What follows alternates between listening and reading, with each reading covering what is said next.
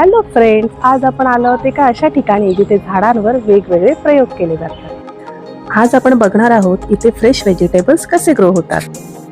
Mango आई यार किती छोटा तरी पण मँगो आले। हे आहे आंब्याची वनराई आणि बघा ना, आंबे अगदी जमिनीपासून लागायला सुरुवात झाली आहे। इतके भरपूर आंबे आहेत की खरंच तोडण्याचा मोह आवरत नाही, पण ऑब्व्हियसली आपण तसं करणार नाही आहोत। आणि खरं सांगायचं तर असे खाली लागलेले आंबे मी आजपर्यंत कधीच पाहिले नाही आहेत।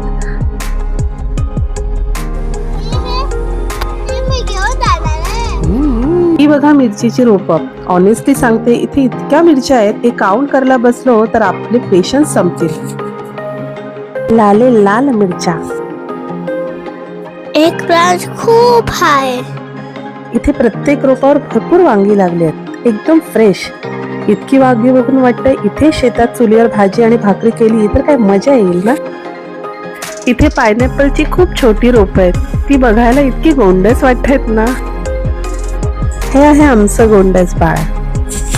हा आहे दुधी भोपळा आणि इथे सगळ्याच भाज्या अगदी नॅचरल आणि ताज्या दिसत आहेत। इथे सगळ्याच गोष्टी खास आहेत, कारण इथे वेगवेगळे एक्सपेरिमेंट्स केले जातात, जसे की झाडांची ग्रोथ, प्रोडक्शन वाढवणं आणि क्वालिटी इम्प्रूव्ह करणं।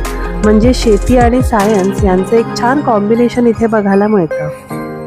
शेतातल्या या साध्या मातीच्या वातावरणात त्रिशिताला काही नवीन मित्रमैत्रिणी भेटले। त्यांच्यासोबत हसत खेळत तिने खरंच खूप एन्जॉय केलं आणि ते तिच्या चेहऱ्यावर दिसतेच आहे। ती छान मैत्री जमले यांची, वाटतच नाही आज भेटलेत। निसर्गाच्या सानिध्यात घालवलेले हे क्षण खरेच खूप आनंद देणारे असतात, साधे, सुंदर आणि मनाला समाधान देणारे।